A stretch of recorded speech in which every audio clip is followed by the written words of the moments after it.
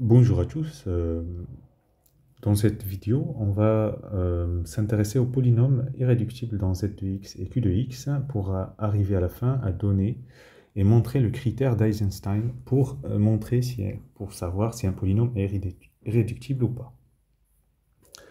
Alors, il faut savoir, voilà, on va faire la petite remarque pour un petit peu réduire tout ça. Si p est un polynôme dans q de x, par réduction au même dénominateur de ses coefficients, on peut l'écrire sous la forme P fois P égale lambda fois Q, avec lambda un rationnel et Q un polynôme à coefficient entier.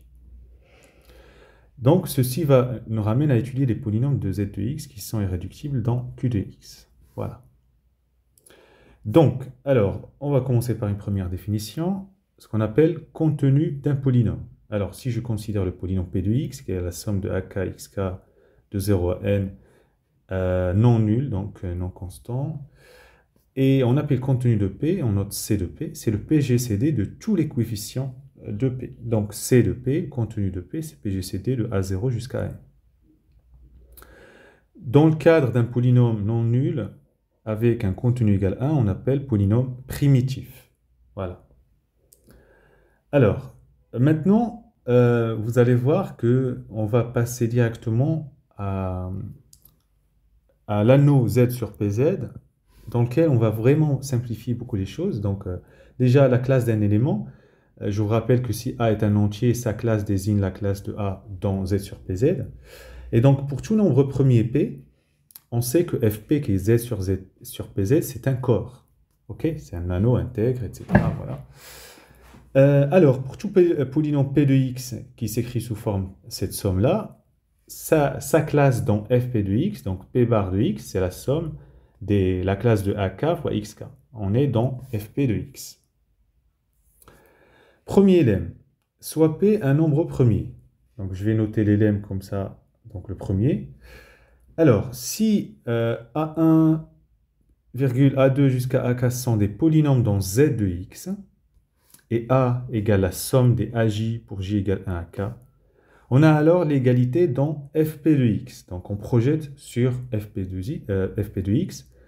Donc A à la puissance P, la classe de A à la puissance P, c'est la somme des classes.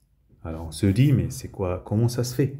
Parce que si ce n'est A plus B au carré, on sait que c'est A carré plus 2AB plus B au carré. Ok?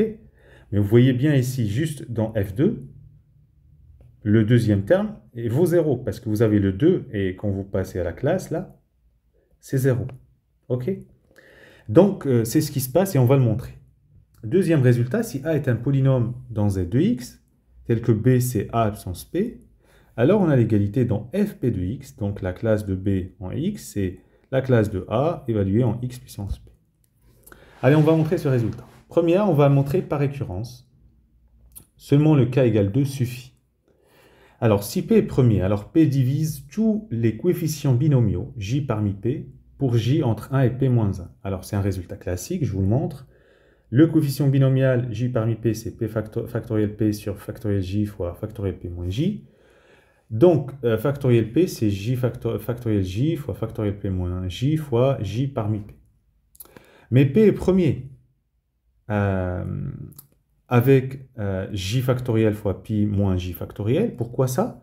Parce que en fait, J factoriel, ça varie de 1 à P moins 1. Et P premier, donc il est premier avec tous les entiers de 1 à P moins 1. Mais comme P divise factoriel P, alors, donc, par le théorème de Gauss, il va diviser J parmi P. Et dans Fp de x, donc A plus P, A1 plus A2 absence P, si je prends la classe, donc c'est la somme de J égale 0 à P, la classe de J parmi P, la classe de A1 absence J, A2 absence P moins J, ça va être seulement A1 absence P en classe plus la classe de A2 absence P. Voilà. Donc, on a ce résultat, le premier. Et puis, le deuxième résultat, donc A de x, je prends A de x, c'est k égale 0 à n, a k x k dans z de x. Et je prends b égale A puissance p. Bah écoutez, par 1, donc b bar en x, donc c'est la classe de ça à la puissance p. Et on sait que c'est la somme des ak à la puissance p et classe, puis x puissance k fois p. Or, la classe de AK puissance P, c'est la classe de AK, le tout à puissance P, mais c'est égal à la classe de AK. Donc, ceci, pourquoi? C'est le théorème de Fermat. Ceci, c'est le théorème de Fermat. Théorème de Fermat. De Fermat. Voilà. Donc, dans FP, pour tout, ceci dans FP pour tout K par le théorème de Fermat, et on a la classe de B donc en X, donc c'est la somme de la classe de AK, X puissance KP, et donc c'est juste la classe du polynôme A en X puissance P. Très bien.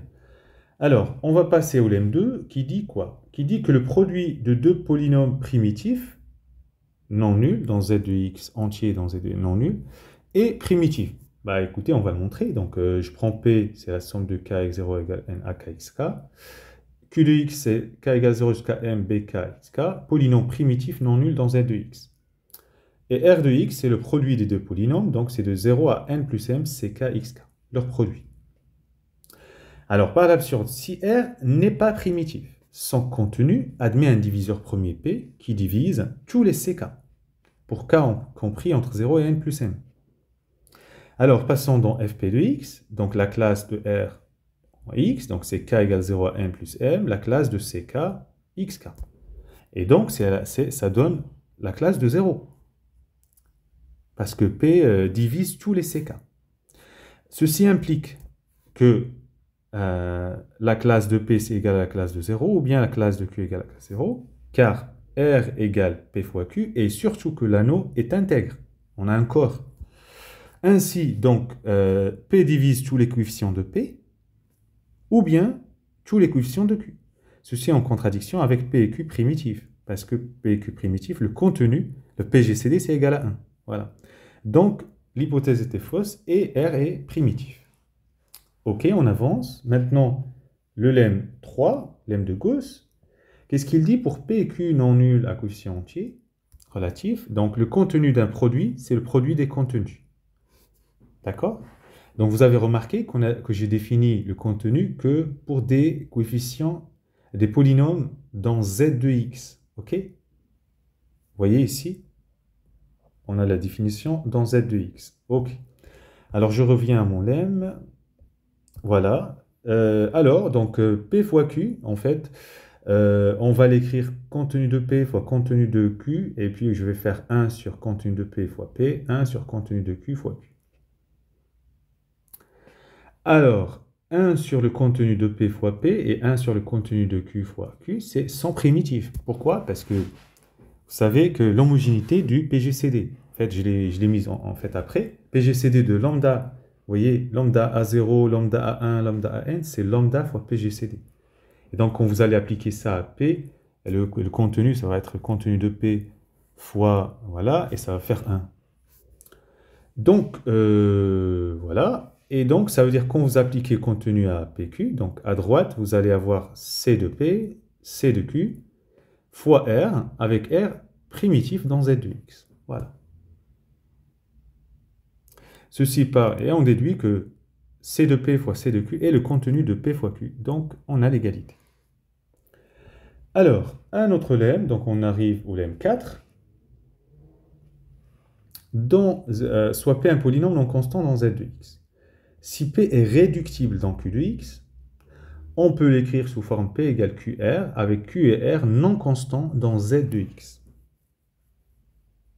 Alors, regardons bien ce qu'il y a. Donc, P est un polynôme non constant dans Z de X. Si jamais il est réductible dans Q de X, alors on peut l'écrire sous la forme P égale Q fois R, avec Q et R non constants dans Z de X. Ça veut dire quoi? S'il est réductible dans Q de X, alors il est réductible dans Z de X en fait.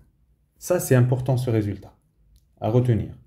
Allez, on va le montrer. Donc, P, c'est C de P, contenu de P fois P1, avec P1 primitif dans Z de X. Donc, si P est réductible dans Q de X, il en est de même que pour P1.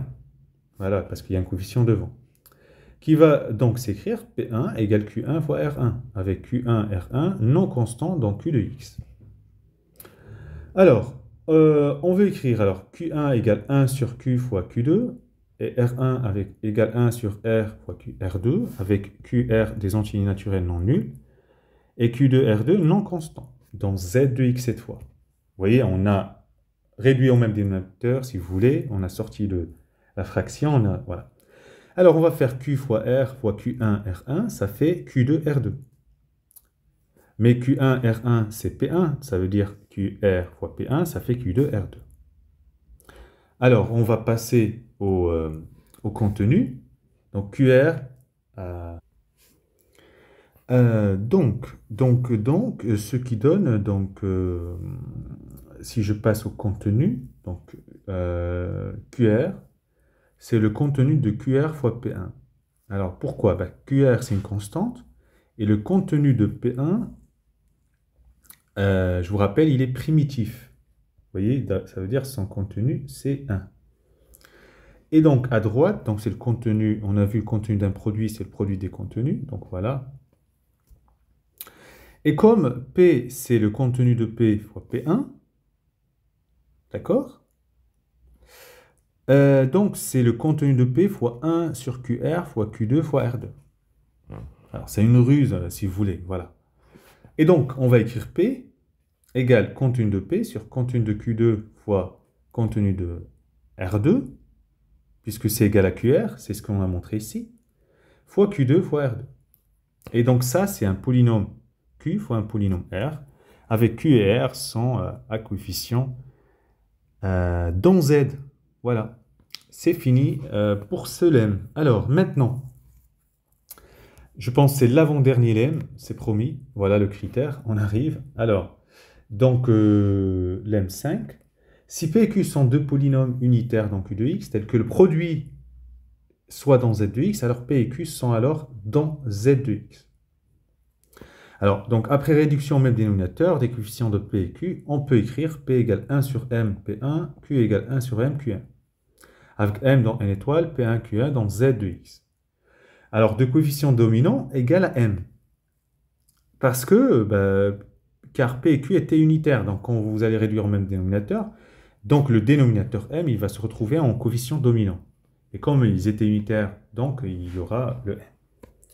Alors, donc, je fais M carré fois P fois Q, ça fait P1 fois Q1, dans Z de X. Et on peut écrire le contenu de M carré PQ, c'est M carré contenu de PQ, et donc c'est contenu de P1 fois contenu de Q1. Avec le contenu de PQ égale 1, parce que PQ est unitaire dans Z de X. Donc M carré, finalement, c'est contenu de P1 fois contenu de Q1. C'est-à-dire que le contenu de P1 divise M, contenu de Q1 divise M.